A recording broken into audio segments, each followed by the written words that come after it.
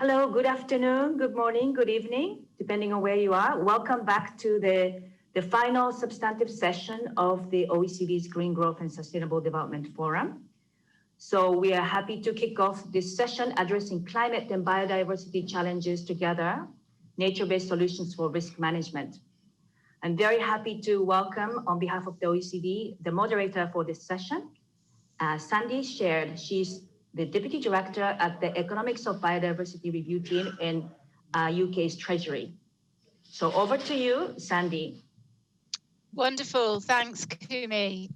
Great to be here, and thank you to OECD for organising the event today. So thank you also to everyone for joining us for this session. We're going to explore the role of nature-based solutions in addressing climate change and biodiversity loss. And as we head into 2021, the super year for nature, the new super year, obviously move to next year, it's vitally important we all acknowledge the risk posed by both those enormous crises that we face.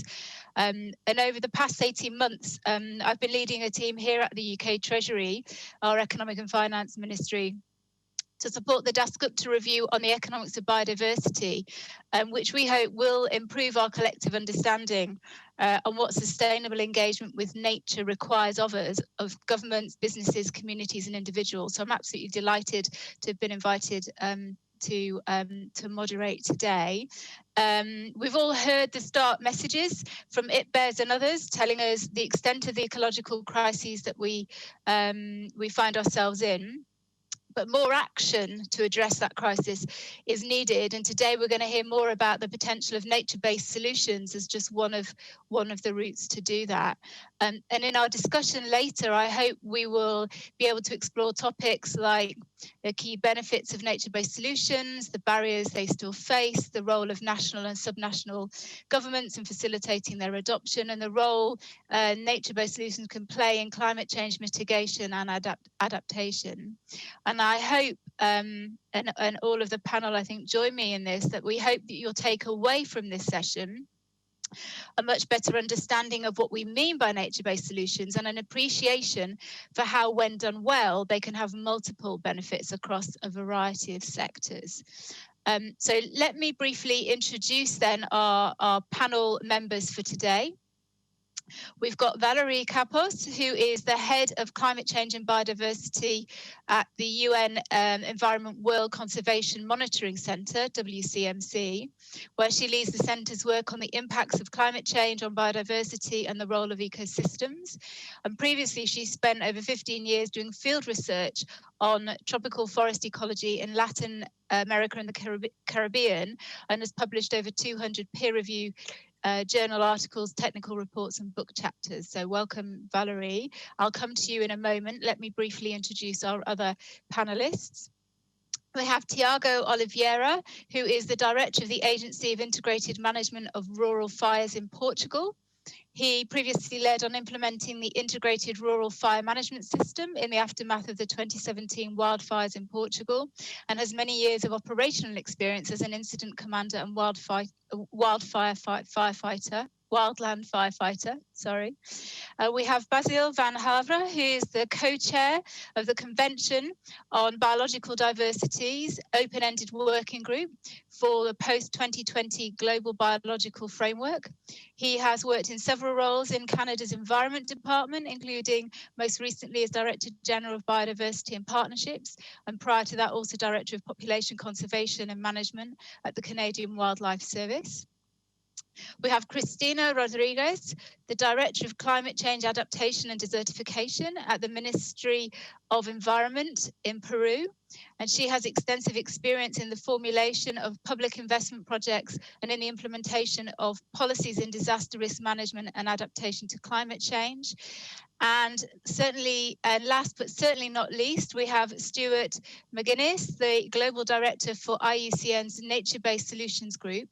Stuart's worked on sustainable development and biodiversity conservation for many years, and over the last 12 years, he and his team at IUCN have worked to promote nature-based solutions and have collaborated with many governments and non-state actors to support their applications to climate change, food and water security, and disaster risk reduction.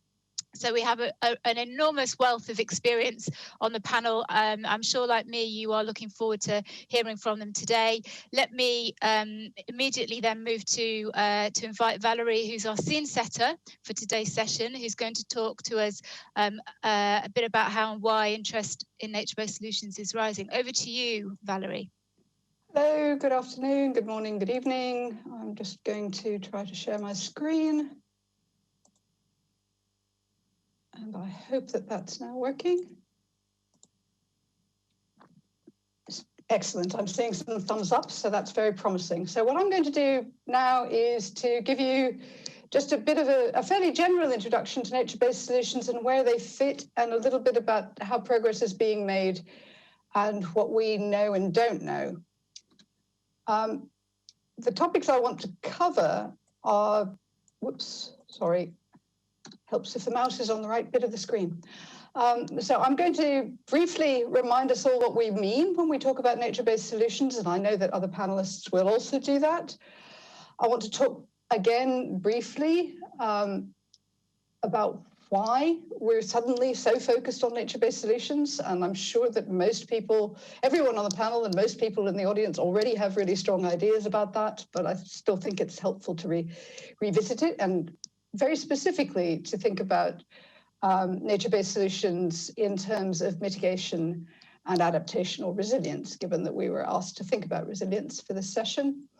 And I'll say a little bit about the emerging business case and then some things about what we need to do to move forward. So nature-based solutions, the most comfortable definition, or the most widely used definition, is increasingly this one from IUCN, that there are actions to protect, sustainably manage and restore natural and modified ecosystems to address societal challenges effectively and adaptively, simultaneously providing human well-being and biodiversity benefits. So that's our working definition. We may come back to it. But I also want to flag that although this language around nature-based solutions is super fashionable at the moment and relatively new, we've been doing nature-based solutions for a really long time. They address a range of societal challenges. They're valuable and essential for both mitigation and adaptation. So you can see in the illustration, ecosystem-based adaptation and ecosystem-based mitigation. But we have a lot of other related approaches which have been going on for a long time under labels such as green infrastructure, natural infrastructure, ecological engineering. And I'm going to come back again and again to the fact that nature-based solutions provide multiple benefits, including for biodiversity conservation and local livelihoods. And I also want to point out that we often talk about them as replacement for other approaches, but they're also complementary to other approaches to resolving some of those same societal challenges. The why now?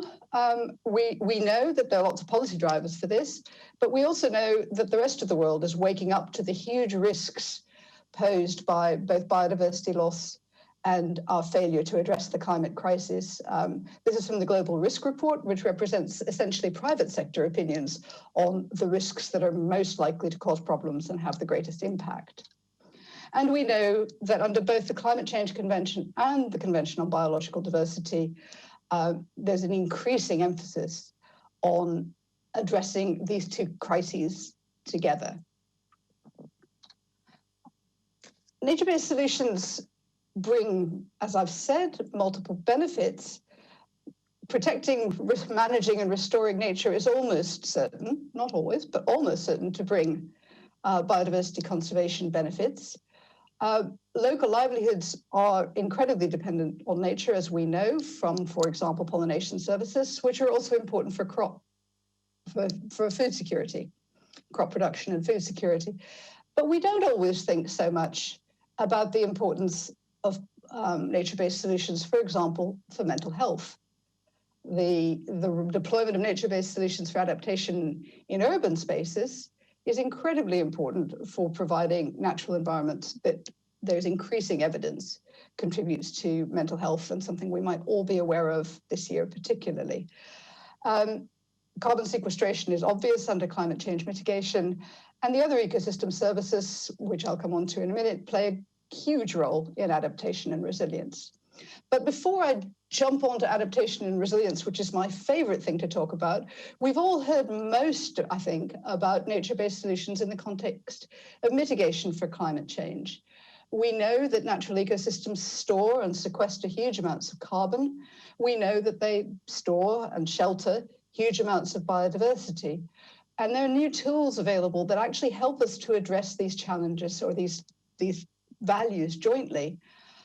This is some recent work, which I talked about last week, so I'm talking about it again, which shows that if we consider both objectives jointly when we plan what we do, and this analysis is done at global scale, but it can be done at much finer scale, we can achieve almost as much of the benefit for biodiversity, nearly all of the benefit for biodiversity, and almost as much of the benefit for climate change mitigation that we would achieve if we just prioritized our actions based on one or the other of these sets of societal objectives and challenges. So it's really important that we begin to think about this joint channeling, partly because if we do prioritize jointly, we can achieve so much more. But now I want to come on to the slightly poorer cousin in the nature-based solutions space, or at least in the nature-based solutions for climate space.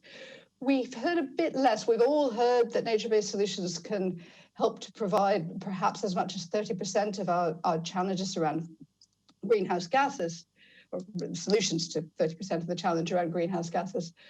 But it's actually really important to recognize how much ecosystems already contribute to societal resilience, how they help us to address the whole range of climate hazards shown on the right in this slide, and to recognize that the resilience of ecosystems is important to their continuing to function to support our resilience, and that management and restoration can increase that resilience, the ecosystem resilience, and therefore by association and management, resilience for communities and livelihoods, businesses, whole sectors, and economies. Nature-based solutions for adaptation, whenever I talk about this, people say, well, what do you mean? So here are a few examples. And the one that everyone's heard about is restoring mangroves for coastal protection. But I want to emphasize here, and I've said it already, but I'm going to say it again, that nature-based solutions are complementary often to other sorts of approaches. So we might think in terms of mangrove restoration, not just instead of, but possibly in addition to engineered sea defenses. Restoring coral reefs to reduce the need for breakwaters is another common example. And forest restoration to reduce siltation and dredging costs and to secure more stable supplies of water are incredibly important for the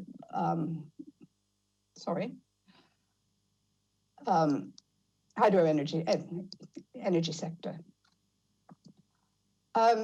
I've talked about some diversity of approaches. This is an infographic from the flagship report produced by the Global Commission on Adaptation last year. It feels like a million years ago now.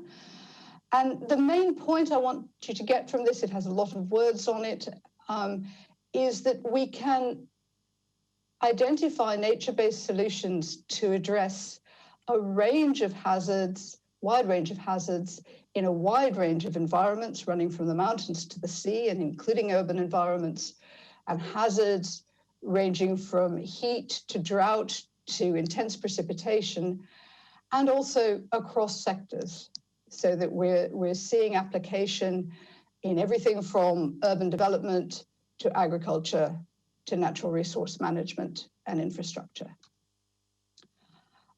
Picking up on that sectoral idea, we've done some work with the Inter-American Development Bank and the UN Environment Programme and Acclimatize to look at the use of nature-based solutions for increasing the resilience of infrastructure in Latin America and the Caribbean. And we were particularly interested in private sector use, and that, unfortunately, rather reduced the total numbers of projects that we could look at, or the total numbers of implementation we could look at. But the real point of this graph is to show that even when we're just talking about infrastructure resilience, we ended up crossing a huge range of sectors and dealing with companies involved in all kinds of things, ranging from tourism to the automotive industry. The water sector is probably the most active in this area. That's the biggest part of the bar, but we see involvement across sectors. So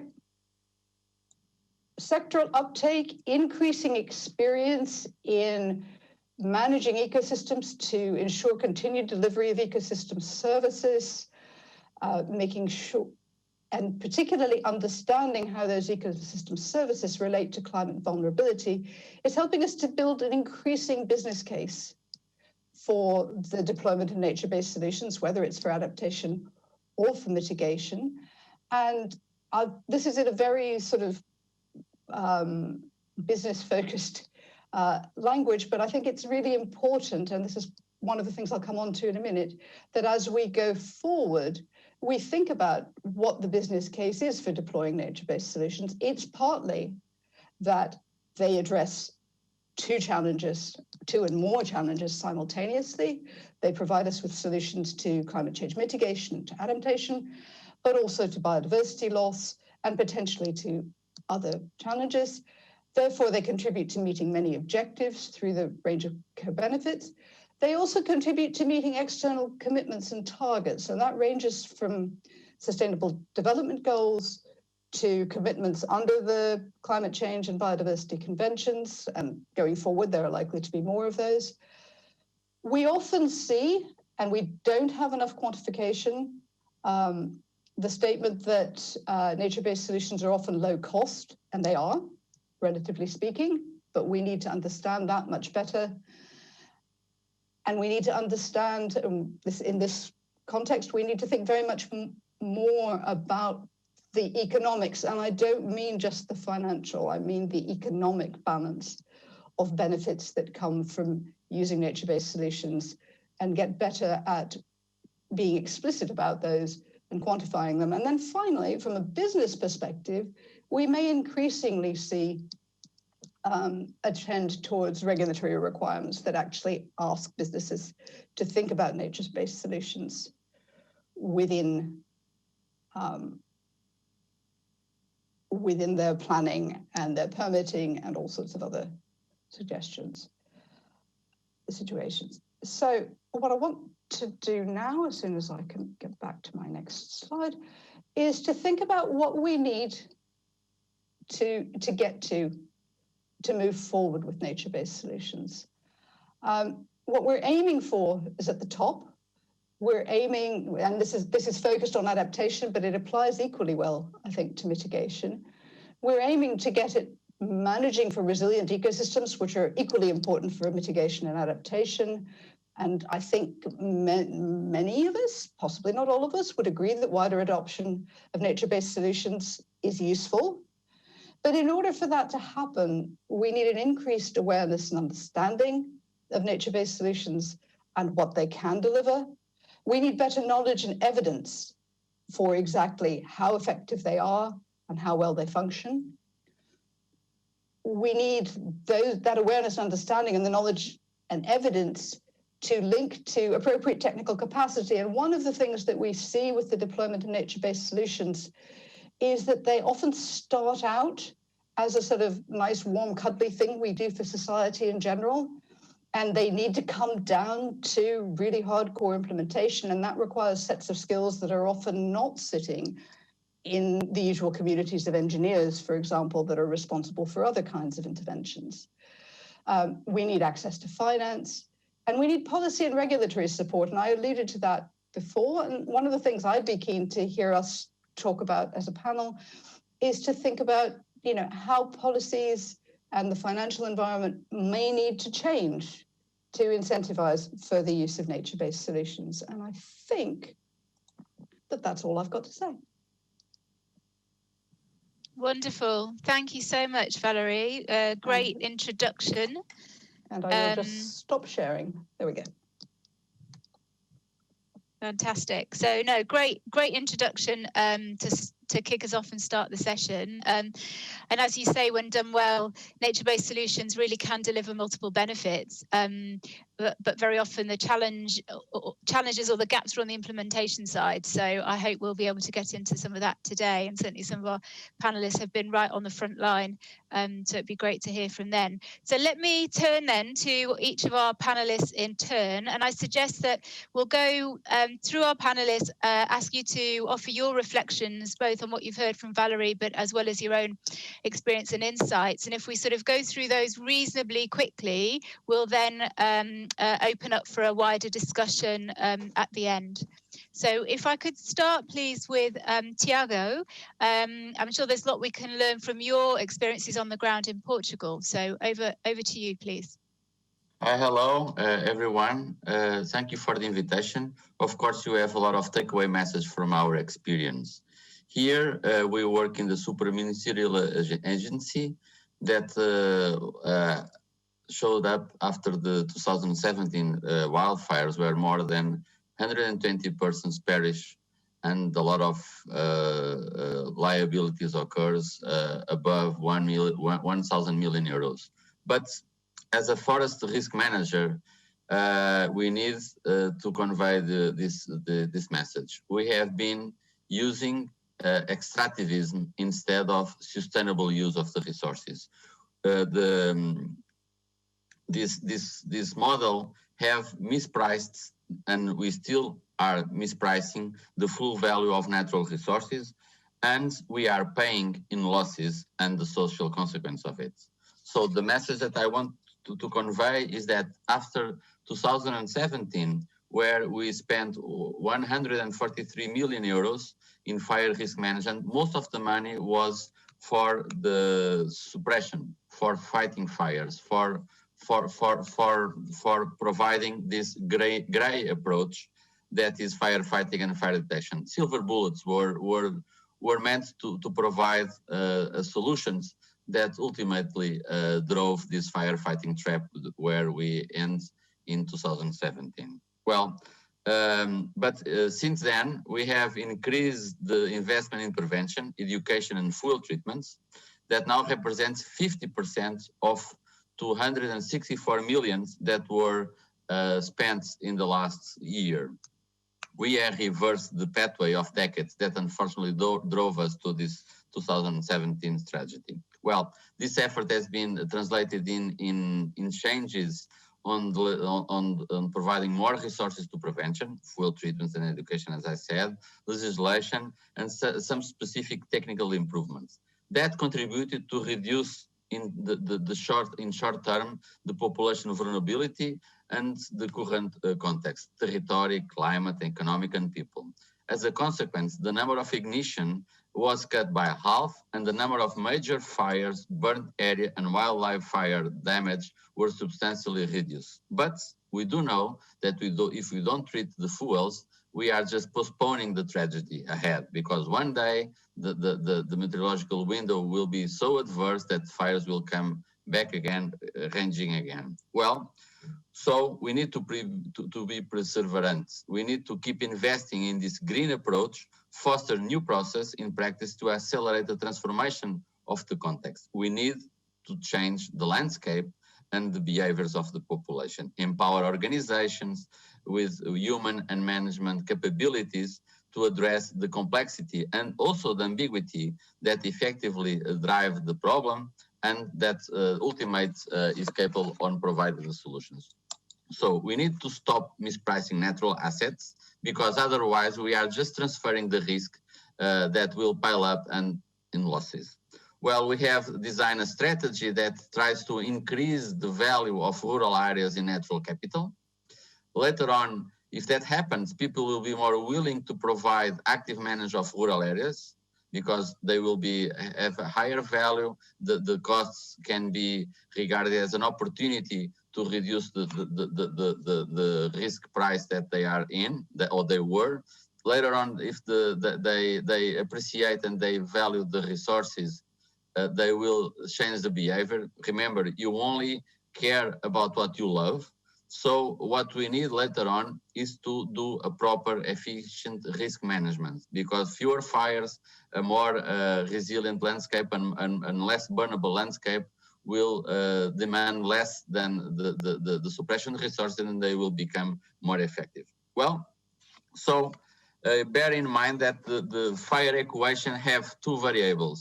One that takes into account the fire danger frequency of ignitions, and another that is the fuel load, the vegetation structure, that pile-ups, and in an event of the fire, it will release the amount of energy so high that will not be tackled by the suppression resources. In 2017 fires in Portugal, in the largest fire, it was equivalent to the 10 Hiroshima nuclear bombs. So the amount of energy that is being released by the fuel load that has been accumulated, it's so immense that you cannot solve out that problem using suppression resources. So as climate change scenarios unfolds, and the worsened meteorological years to come must be expected. Wetter and cooler areas will be drier and hotter, and natural capital assets will be more exposed, specifically in temperate regions. So if we can reduce the vegetation, is the only way to get out of this equation with the resources that are properly being preserved and assured. This means natural-based solutions, or in previous times, execute silviculture, close to nature silviculture, to execute prunings, thin, stock reduction, shrub removals, promote understory grazing, prescribe burning, especially in critical locations in the landscape that maximize the effectiveness of suppression resources in that critical day that we want never to be lived by our other concitizens. Well, that it's easier in human-made landscapes, which is the case of the Mediterranean, Southern European landscapes, but it's also costly. But if we don't fool ourselves, we need to increase the frequency of the treatments of the vegetation, also in temperate forests. As the meteorological window unveils an escalation of fire risks in the northern latitudes, as the suppression resources that can only protect people and livelihood. So I would say that silviculture and agroforestry should be regarded as the tools to reduce the hazards and to improve forests and natural key performance indicators and yields of those areas. So financial resources that are available and address climate change are used to transform the rural areas and to assure that the potential of carbon sequestration really helps and really happens instead of becomes effective sources and also to secure the biodiversity losses. But we cannot be naive, and we don't need to hope that suppression can be regarded as the ultimate solution if you want to let vast territories without managing the vegetation. The full preservation approach of no-touch, urban-driven framing, and technological silver bullet solution is a trap. We call it firefighting trap. We need to act collectively in large patches of land, mosaics, and executed well-founded vegetation treatments, silviculture, natural-based programs that explore to close to nature silviculture techniques such as grazing, mechanical treatments, and winter prescribed burning. We are programming 1,2 million hectares of treatments in the next 10 years in Portugal. That is about 20% of the 6,5 million of burnable land here. So let me finish this small introduction that we need to do that. We need to improve the institutional capabilities with the proper techniques and human resources. We need better regulation and proper risk modeling techniques that are available off the shelf, ready to be used. But if positive or negative externalities of goods and services provided by natural capital, forest resources, are properly priced, and consequently proper risk management frameworks will be tuned to that, losses resulting from low effective high consequence will be reduced. Don't forget, always in back of your minds, that managing consequence is a cost. Preventing them is an investment. And I think, and we have evidence that we can increase the income from landowners, from managers forested areas, for the communities, for investors, and for society, if we take this green opportunity really as with the proper tools. Thank you. Fantastic. Thank you, Tiago. A really lots of food for thought there, both some really practical things that you have implemented in Portugal, but also your really powerful message there around sort of making sure we price nature properly and that we really take full account of the value of our natural resources. So if we could move on, please, next to Basil, if we could turn to you and hear your intervention. I'm sure you have lots to say. So over to you. Thank you. Good day to all of you. Very interesting to hear the presenters, and I want to leave you a couple messages, and I'll move into how that can be captured into the Global Biodiversity Framework in the UNFCCC framework as well. We've been doing, we've been talking about nature-based solution for a while, and when Valerie made a presentation, she talked about multiple benefits, and I think in biodiversity and in managing landscape, we've been doing multiple benefits for a very long time, for many purposes. Valerie talked about water. We can talk about severe weather protection. So that is not something, in essence, that is. What is new is we have over the last decade talked about climate change, this huge interest. And then suddenly over the last couple of years, there is that discovery that a portion of the solution will come from nature. What is interesting, and that's very good. That's very interesting. And then that portion of the solution is often characterized as how we manage landscape, but it is not only that. It is how we manage agriculture, nutrient in effluence. There is many more aspects. What we want at the end of the day, what we all want, and that's what Tiago was saying too, is to make appropriate decision at all levels that maximize benefits. So go further with your euro or your dollar, and if that euro dollar can create more than one benefit, all the better.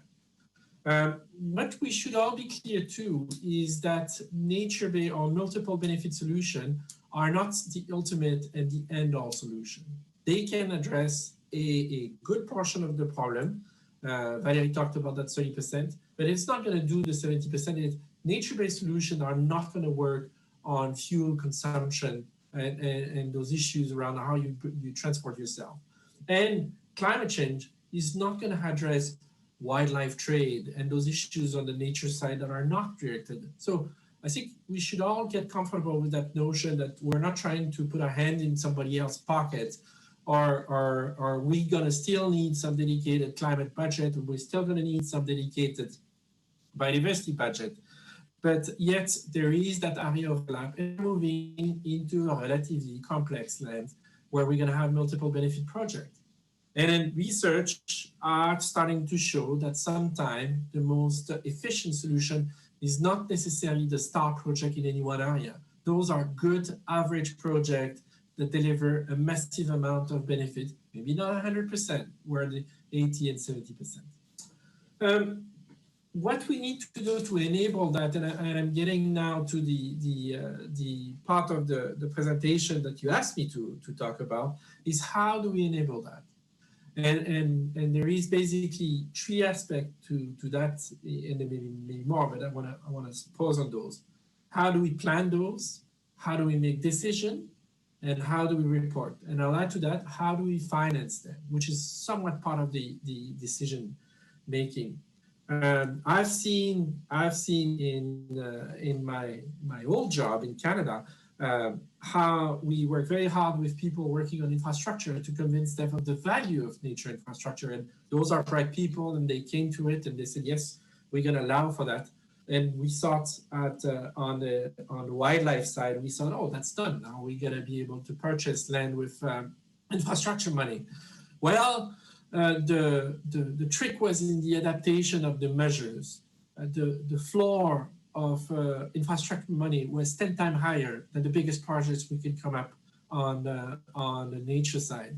So it is a lot about adapting and scaling resources and scaling decision-making process to take into consideration the particular circumstances of the other side of the equation. We're going to need to align our planning and reporting system, and I'm really looking forward to the discussion that will take place under the Global Biodiversity Framework and with our colleagues from the UNFCCC to align timing, align the reporting, and not only does it lead to better decision, but it's probably something that has been requested and clamored for by developing countries in terms of making their life easier. An officer on one day cannot do a report from one side and then the next month turn to the other side. Let's do it together. Let's do it in a very simple and more efficient way. And then how do we do that? I think we should start with very simple baby steps of aligning first the schedule and instructing the administrative process to work together and create those structures. And then we can move on to the next step. I'm really encouraged to see how organizations like the GEF and the World Bank are working together and are working better at aligning the financing. So those are my few messages. I won't go any further, Andy. I'm giving the floor back to you. Thank you very much. Wonderful. Thank you, Vasil. Again, some very clear messages. And I like your 3 points: the plan, make decisions, including finance, and reporting. So really, really clear there. Thank you. So if I could call on Christina next, please. It'd be great to hear your thoughts, including in the context, of course, of what Peru is doing. Thank you. Thank you, Sandy, for the floor. First of all, I would like to thank all the organizations for this invitation and to greet this distinguished panel and those from their homes and organizations around the world join us today. I would like to begin my discussion highlighting that climate change is without a doubt a reality. We live its impacts and they will continue to the following decades. Faced with this global reality, it is important to know that Peru is one of the most vulnerable countries to the adverse effect of climate change, presenting 4 of the 5 characteristics of vulnerability to climate change recognized by the UNFCCC, like low-lying coastal areas, arid and semi-arid zones, areas exposed to floods, drought and desertification, and fragile mountains ecosystems. Additionally, Peru has growing threats related to climate. Just to give an example, the most recently inventory of glacier in the country recorded a loss of more than 50% over the total, which represent around 1,200 kilometers squares, which is equivalent at almost half of the country of Luxembourg. Along with this, there has been an increase in climate emergency that affects Peru, having grown by 25% between 2003 and 2014, against a trend of stability in no climatic emergencies. Emergencies mainly affect the most vulnerable population in the country, including their productive activities, access to water, and the occurrence of diseases. In this context, well, what actions are we taking to face climate change in Peru? We are determined to face climate change because it represents a great opportunity to contribute to the sustainability of our economy and thus contribute to the economic reactivation in this context of the pandemic. In this sense, as Valerie Caput and the other panelists has already clearly highlighted, there is no doubt that the climate action and nature-based solutions represent an opportunity for sustainability in the process of economic recovery, consistent with the Agenda for Sustainable Development. Based on this premise, Peru has 154 measures that are part of our nationally determined contributions, of which 37 measures are linked to NBS. Let's mention two examples of this measure, of this group of measures. For instance, in adaptation, we have a measure related to the restoration of ecosystem, which is the outreach of the national system of natural areas protected by the state, to maintain connectivity of the landscape and reduce the impacts of extreme climate events. In mitigation, another measure is related to the implementation of pastures, management techniques through silvopastoral system to reduce greenhouse gas in the rainforest areas. Currently, Peru is also internationally recognized as a vanguard country by the Global Commission on Adaptation, thanks to its experience implementing different MBA's initiative and for its firm commitment to escalate this experience to planning and public policies, which we think will benefit at least 25% of the population by 2030. So what supports all Peruvian work today? Well, we approved the framework law on climate change in 2018 and its regulation in 2019. This regulation assigns functions to the sectoral, regional, and local authorities to implement a comprehensive management of climate change and establishing participatory climate action that must call no stakeholders.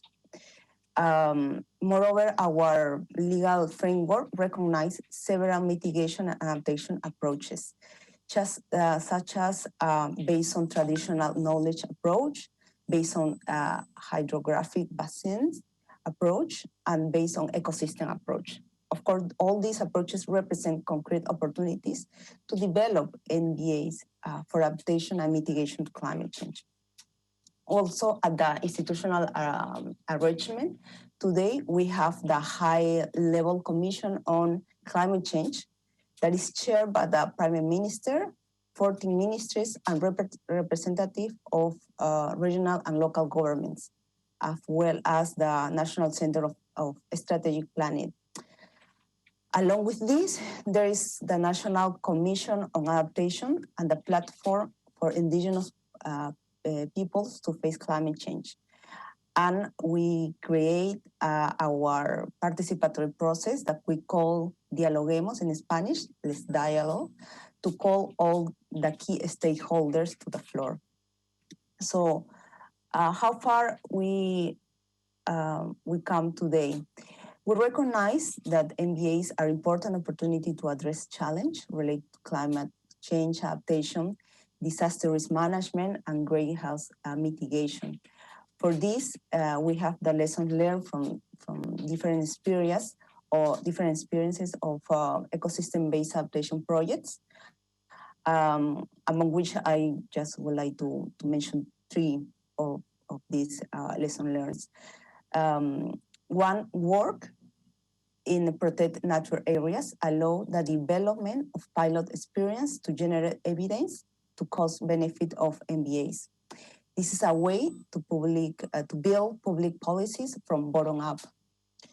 A territorial approach is necessary that includes multi-sectoral, multi-level, and multi-actor articulations, incorporating ancestral and local knowledge. Initiative with the local and indigenous population must ensure co-design to guarantee the participation and continuity of actions in addition to the inclusion of local knowledge. Thus, it is possible to affirm that climate action with a focus on MBAs can bring to developing countries multiple benefits, economic, social, and environmental, which make them cost-benefit solutions. This is thanks to the fact that they address inequalities and incorporate ancestral knowledge. For example, we have the case of rehabilitating ancestral channels for water management that achieve the conservation and implementation of ancestral practices for the sustainable use of ecosystem goods and services on communal reserve. In this way, I think it is also important to share that gaps and challenges still exist, as other panelists also mentioned, for the implementation of natural-based solutions in developing countries like Peru. These are related to the strengthen a common understanding of the term natural-based solution, improve institutional arrangements, build local capacity, and generate and the generation of information, construction of evidence for decision making. To conclude, we know that the challenge is big. We must begin to act at the actions that I have shared here at consistent orientation that makes nature-based solution in adapting to climate change the safety path to the well-being of citizens and ecosystem in order to achieve our all sustainable development goals. Thank you. Fantastic. Thank you, Christina. Really great to hear, in particular for me, how Peru's NDCs are so strongly nature-based. So really very much in keeping with the theme of today in terms of how we find solutions that work for both climate and biodiversity. And of course, the points you made there as well about the importance of ancestral and local knowledge, incredibly important. So thank you. So Stuart, over to you now. And I wonder if we could get your reflections, including, I think, on the practical issue of standards, which I know is something that you've been involved in. Well, thanks very much, Sandy. I'll try and be short just so we can have a little bit of time for discussion here. But I just wanted to highlight that I think I've been working in nature-based solutions now really since the inception of the concept, in fact, and beyond. And so I'm convinced, I'm a true believer. But even I have been really surprised at just how rapidly the interest in nature-based solutions has grown. I honestly could not have conceived 4 years ago that we would be where we are today. However, I think it's with all this growing political and popular interest can be a bit of a two-edged sword, because it doesn't mean that that we're required just to build robust and intellectually compelling arguments of why nature-based solutions should be of interest, but more fundamentally, we need to be able and ready to offer up real, practical, operational building blocks of how to implement that. And I think we've heard that from Christina and from Tiago earlier on. And this is why when we started off in IUCN, one of the things that we felt was very important was to get a clear understanding of what nature-based solutions are and what they're not. And Val has already highlighted that definition. And the reason we did that is because concepts that are open-ended, all things to all people, can be incredibly hard to implement, or at least can be hard to implement well. So the definition and definitional principles that IUCN's 1,400 state and non-state members adopted really attempts to do that. I won't go over the definition again, Val's highlighted that already, but I think that in a nutshell it means that at the heart of nature-based solutions are functioning ecosystems that deliver societal benefits through these multiple functions. That is the foundation of nature-based solutions. That means that other very good interventions like renewables or biomimicry, worthy as they are not nature-based solutions. You need that functioning ecosystem at the heart of a nature-based solution. It also means on the conservation side that not all conservation actions are nature-based solutions, but only those are purposefully set out to deliver tangible and effective benefits and solutions to address major societal challenges like climate change, etc. Now, knowing what nature-based solutions are is one thing, but a question that we were constantly asked after 2016 was, well, how do we know if we're proceeding in the right direction? Have we covered all the necessary bases? Where do we need to improve? And this I think this is particularly important, given that if nature-based solutions are going to go to scale, which we all want, then the majority of those who will implement will not come from organizations that work on biodiversity or natural resource management. They will come from a much wider range of sectors. And so that guidance will be important to be able to really see nature-based solutions going to scale. So in designing, that's where the standard came in. In designing the standard, there were two requests that we had from users. The first was that we would offer clear and practical guidance, and that the second was to avoid establishing a rigid threshold that would end up creating a limited high-end boutique product. And this is why the standard was developed up as a facilitative tool that enables the user to take incremental approaches towards adherence by moving across a scale that starts with insufficient, but we really got to improve, through to partial, through to adequate, and eventually to strong nature-based solutions. And it's designed to help guide the user on where to take actions and how to improve on the gaps and shortfalls they've identified. I would say there's three applications that have really emerged since we've launched the standard. The first is for designing nature-based solution interventions, and there's been particular interest from corporate entities on putting nature-based solutions on the ground. The second is really as a screening tool to inform investment and financing, particularly from private investors and fund managers, but also from public sector development institutions. And IUCN has actually been working very closely with a couple of investors on this sort of application. And the third, more broadly, is a learning tool that can really inform scaling up and really help us get to that sort of scaled up impact. And that's also been of interest from government agencies and NGOs. So maybe to conclude, I'll just with two things. That growing interest and demand for the standard, and particularly I would say in the context of the post-pandemic recovery, has now we've now seen a real increase in demand for strengthening MBS assurance mechanisms. And so at the request of several entities, and particularly from the private sector, we're now starting to work with a standard assurance advisor on exploring second and third party options. I would actually just conclude by saying that sort of on that journey of learning, there's three key areas that have been identified, and we've done a study on this that are important to address. Number one is a spatial perspective, that even if a nature-based solution is being implemented at the site level, it's got to take into context the landscape level factors acting on that. The second is policy coherence. There has to be what was called in the old days joined up government. There has to be coherence across different sectors. And if that doesn't exist, then we need to find workarounds to address that. And the third is a point Val highlighted at the start, which is very important. Nature-based solutions are not primarily an alternative, but their real value is to work as a complement to other solutions, grey, insurance, whatever it might be, to address those challenges. So thanks very much. Fantastic. Thanks, Stuart.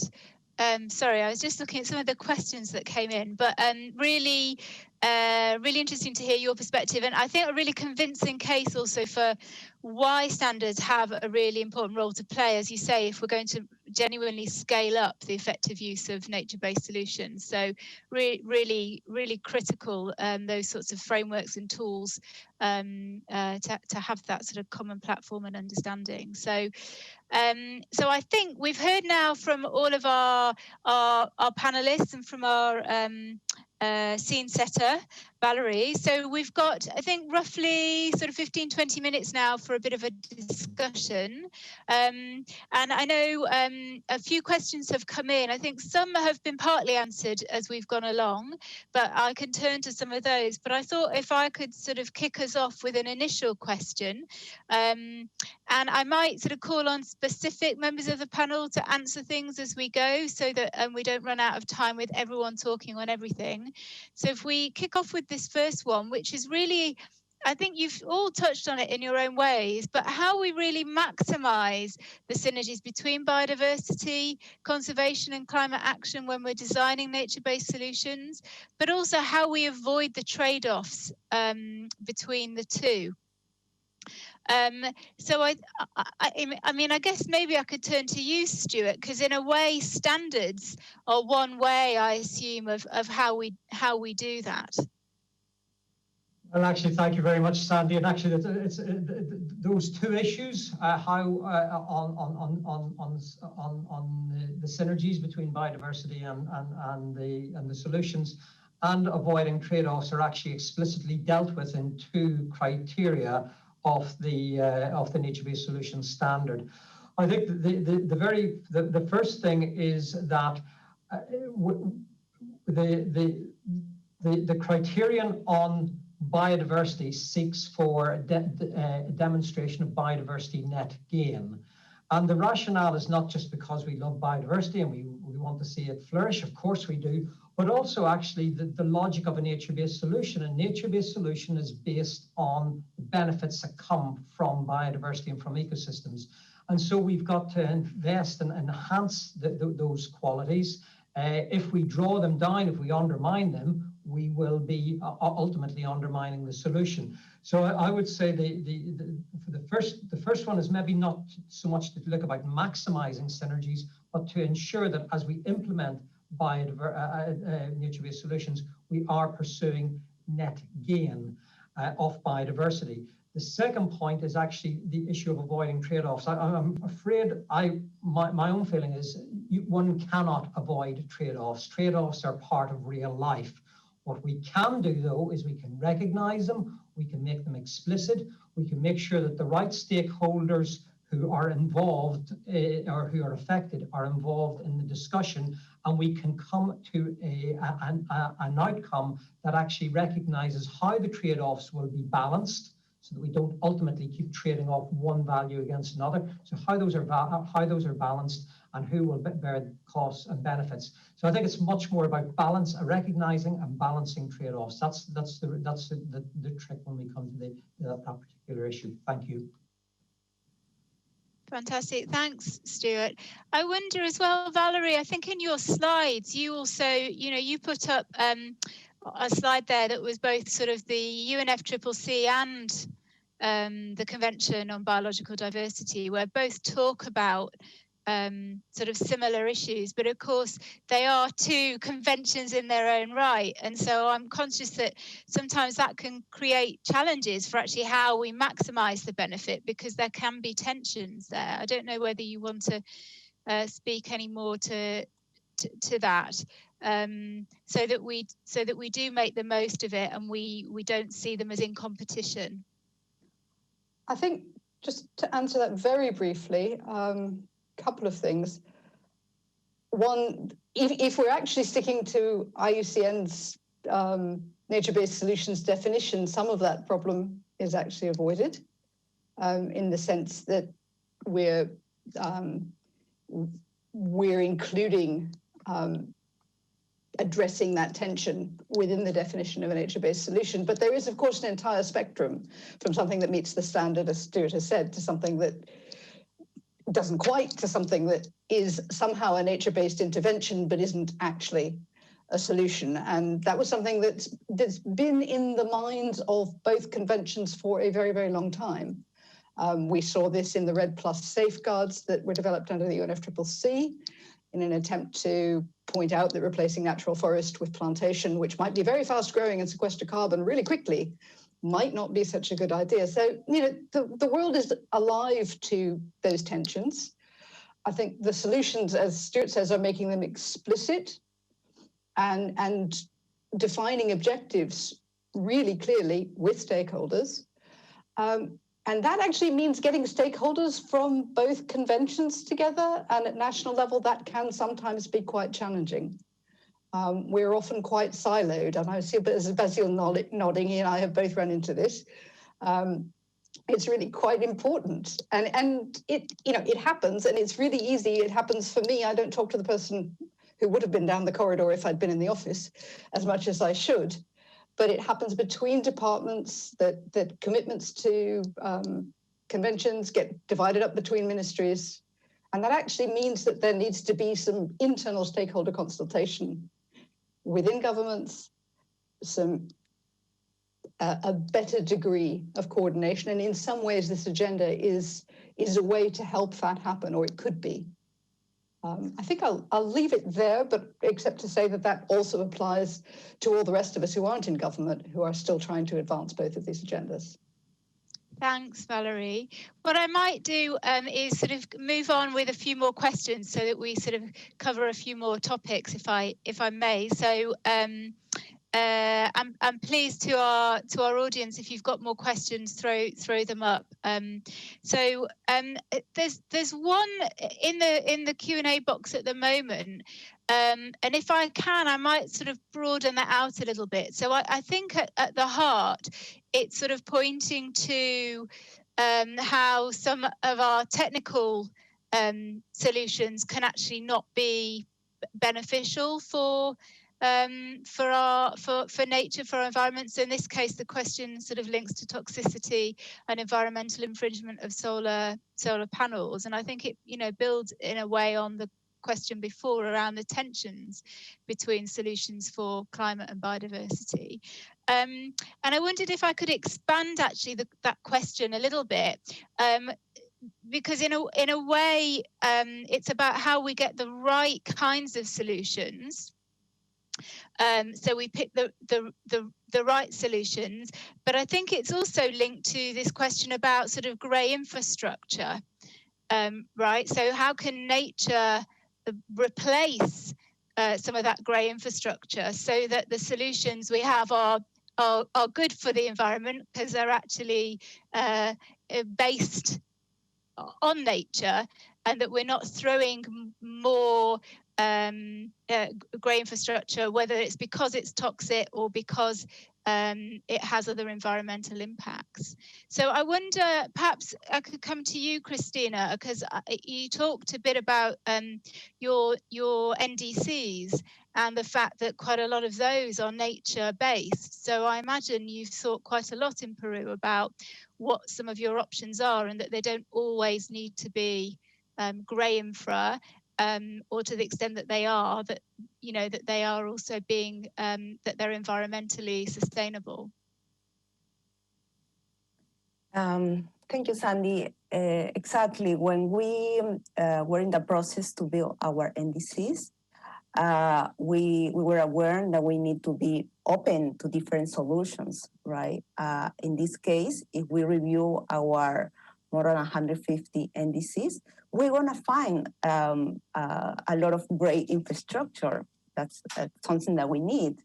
We're going to find other technologies, solutions. And we're going to find these more natural infrastructure, more natural-based solutions. So yeah, it's something that we include, and I would like to emphasize the work that we did in this case. We call the main sectors, and we give them the task and the responsibility to do the leadership in the decisions. So it wasn't something that our Ministry of Environment decide alone. We actually have a formal working group with 13 ministers, included energy, agriculture, health, transport, and with them, of course, we start with some increasing awareness of climate change and the impacts and the importance of mitigation, and with them, with some building capacity, we then decide together, and they actually take the last decisions, which will be the solutions to include our NDCs. So I think it's very important to call, some of the panels also develop this point, to do a more multidisciplinary approach, to call different actors, to do also with this a synergy work. And that means that you have to be sitting not with your peer in the environmental office, but also with the planning people, with the engineering groups. So it has to be a work with a big group of people with different backgrounds to decide this. And also, in our case, we also go to the regional and local authorities and consider their experience, their voice in these decisions. So this is the way we come up with these in nature-based solutions in our NDCs. And yeah, that I would like to emphasize that part. Thank you. Thanks, Christina. I wonder also, Tiago, I mean, you know, presumably these are the kinds of things that you're thinking of, you know, in Portugal as well, the extent to which nature can replace the grey infrastructure, the sort of typical, the traditional solutions. I don't know if there's something specifically in relation to forestry and fire management, or perhaps more broadly, but. Of course, because as we are doing this shift, this transformation in the process, there are a lot of status quo that has been that understood that the change is happening. So the forces that support the grey infrastructure that demands airplanes, firefighting equipment, and so on and so on. So they are saying, well, but we still do need money to fight fires because you will always have fires to be fought. Of course, as we understand this complementary approach of the green approach, we want to have a balanced array of solutions in order to deliver a balanced approach for the problem. We improve the prevention side, but we also tackle the suppression issues. But what I think is important here is, from our experience beyond the technical side, this is a governmental experience that we were exposed to in the last 3 years, is that most of it's about cross-cutting issues, how to integrate public policies from energy, from economical development, agriculture, forestry, environmental. All these policies need to be focused on simple results, although we do know to understand that the complexity and ambiguity of different values that are in place, they will fight in this trade-offs analysis and deliberative consensus, or at least a majority at all levels of governance, national, regional, local. So we need to foster a good governance of natural, a good scheme or framework of natural resource governance to be in place in order to ensure that the status are being monitored. We are measuring the consequence of our political and operational decisions, and we are able to make them public, to engage the stakeholders. And again, in the next year, in the planning and the operational process, we are able to do this adaptive management. But I think what is critical here is to have good scientific evidence and a good support to treat the natural based solution not as a bundle, not as a one fits all, but as there are key solutions that deploy certain results to protect the soil, to reduce the fire hazard, to promote biodiversity. So you need to have different values from different services that are being provided for natural-based solutions. I think the challenge is there. Thank you. Fantastic. Thank you, Tiago. So I think we're going to run out of time soon. So there's one other question that I wanted to tackle, and there are quite a few sort of related questions that we had in the question box. And Basil, to warn you, I'm going to come to you first. So and it's there's sort of two related sides to this. It's one is about sort of how we raise more awareness, both with the public and the private sector. But then I think that naturally lends then to the sort of second half of my question, which is around investment, and how do we get more, particularly private investors, actually investing in nature, investing in nature-based solutions?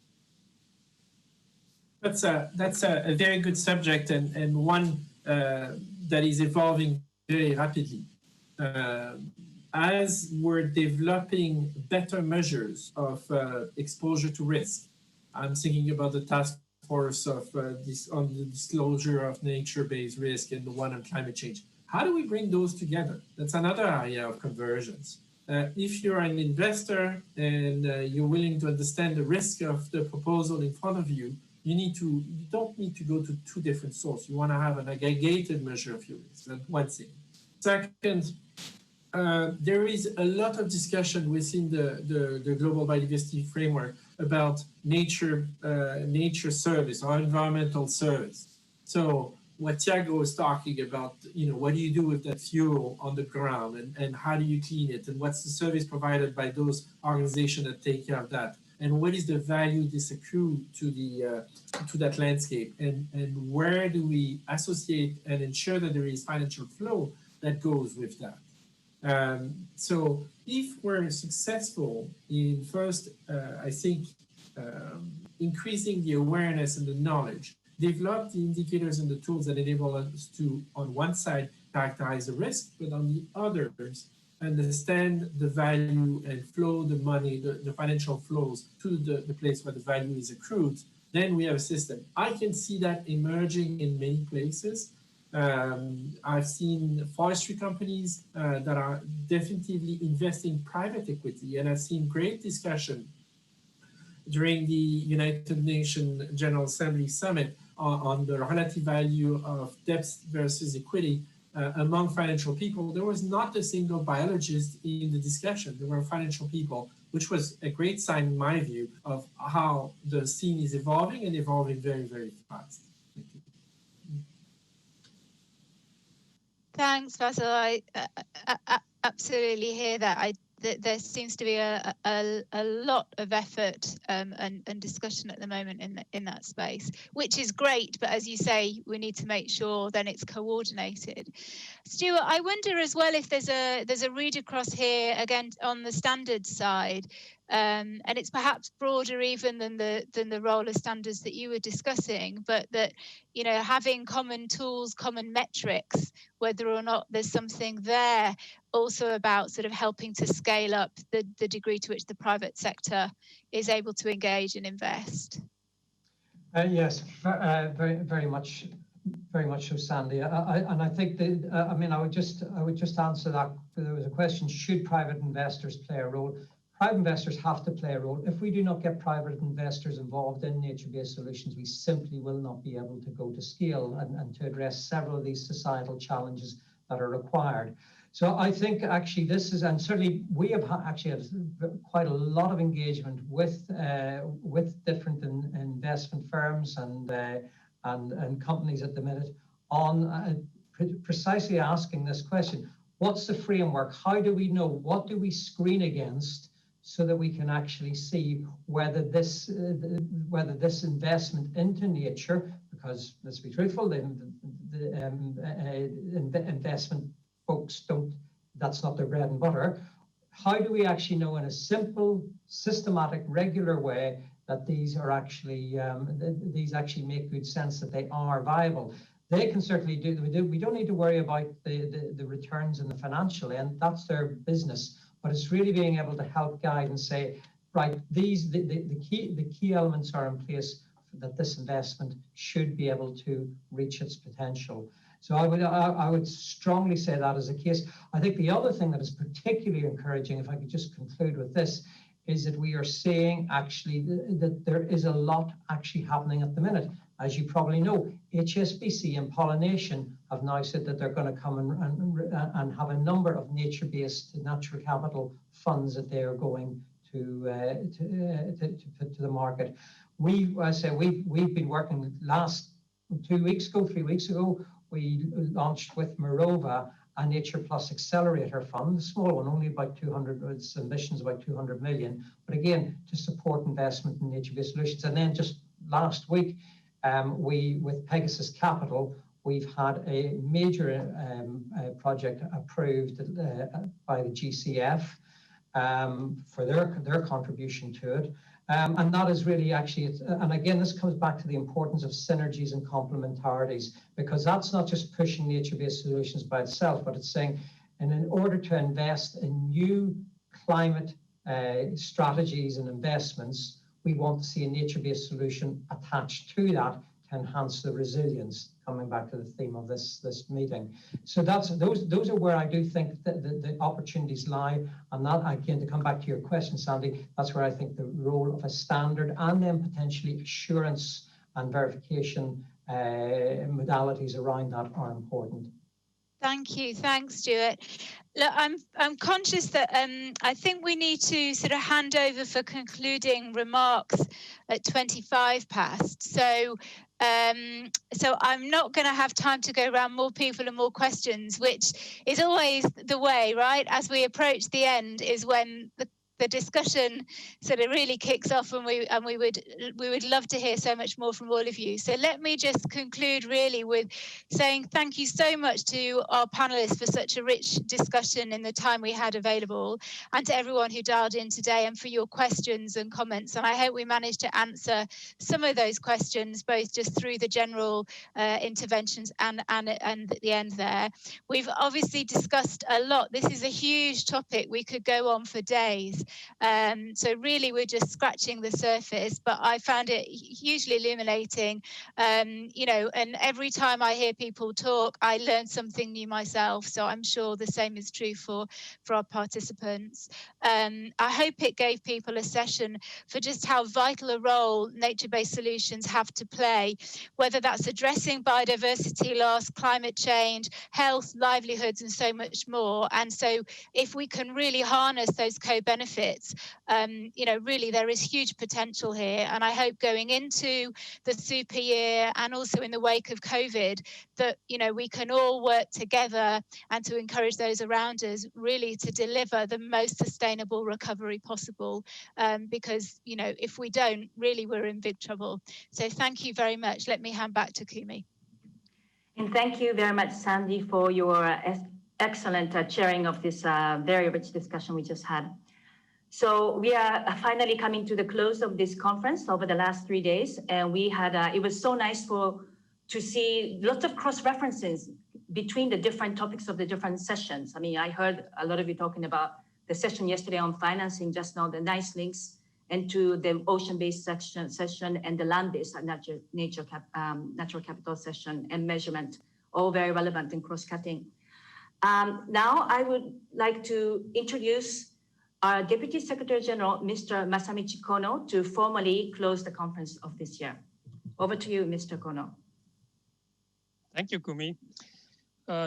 Dear participants, dear colleagues, great thanks to you for staying on, and certainly it is a pity we have limited time to have those really important discussions. But first, my great thanks to all the distinguished speakers and moderators and panelists who shared their knowledge and insights during this Green Growth and Sustainable Development Forum. Well, our discussions focused on securing natural capital this year, and in particular biodiversity, and how to balance its sustainable use with the urgent need to protect it. Many mentioned that securing natural capital is crucial to managing the risks of future shocks, such as extreme climate events and pandemics, protecting people's livelihoods, and ultimately enhancing the resilience of our society. And over the past 3 days, this conference really took stock of good practices and promising avenues to hopefully halt and reverse the worrying trends in biodiversity loss and natural capital erosions that we currently observe. Now, every time I'm given this role, I wonder whether I can do justice to all the rich discussions you've been having. But with the help of my colleagues, maybe I can just lay down 4 issues, perhaps for your further thoughts. Maybe the first over the 3 days, it's really there was a certain confirmation that the ecosystems are really non-linear, in the sense that we are uncertain about the tipping points beyond which biodiversity loss may trigger much wider irreversible changes. And of course, this leads to the recognition that we really need to urgently act. Second point, well, more sustainable food systems, both land and ocean-based, are an important element in securing our natural capital. And for example, I think it was Professor Fresco who mentioned that food waste, which accounts for a large share of global greenhouse gas emissions, should be reduced and better recycled. And more sustainable fisheries and aquaculture can provide a healthy diet to the growing population while reducing greenhouse gas emissions. And but there are many examples of things that we can really do immediately. And third, we need a transformative change. And of course, this is the longer term challenge. But again, I think this was Professor Dasgupta and other speakers who really stressed that more widespread system innovations and new technologies are needed across our society, from farming to financial markets. Education and training are also at the core of this transformation. And I may add a fourth point, which would really be the need for not only urgent action, but also global cooperation and coordination to make our efforts bear fruition. And of course, we already see some positive developments, but the challenge is huge. And certainly private investment needs better standards and better environment to really flourish. So our annual Green Growth and Sustainable Development Forum really has two overarching objectives. And one is, of course, to bring together different knowledge communities for a true interdisciplinary dialogue. And of course, this is crucial to talk about such a change as is really transformative. And then the second objective is, again, to identify knowledge gaps and areas of future work for the OECD, that is, give us hints for doing better, and the international community at large. So, well, it's up to you to, of course, evaluate how much or how well we achieve those objectives. But I trust that really the richness of the conversations, really the truly diverse participants from academia, businesses, NGOs, policymakers from all across different countries, from different agencies and ministries. I think we did well, hopefully. And of course, the truly important thing is that once you leave the conference, please continue to work on the subject, and of course stay in touch with us so that we can certainly do our best to help you, and also to coordinate action all across countries and sectors and communities. So again, many thanks to all the speakers and participants, and I would also like to especially thank our staff who really made this happen in difficult circumstances, and of course Kumi and her team really worked day and night to really make this a useful conference. So thank you very much, and all the best. Please keep yourselves safe and healthy, and hopefully we'll meet again. Well, normally a year later, but if not, sooner rather than later. Thank you. Thank you very much. Thank you, everyone. Thank you. Thank you. Take care.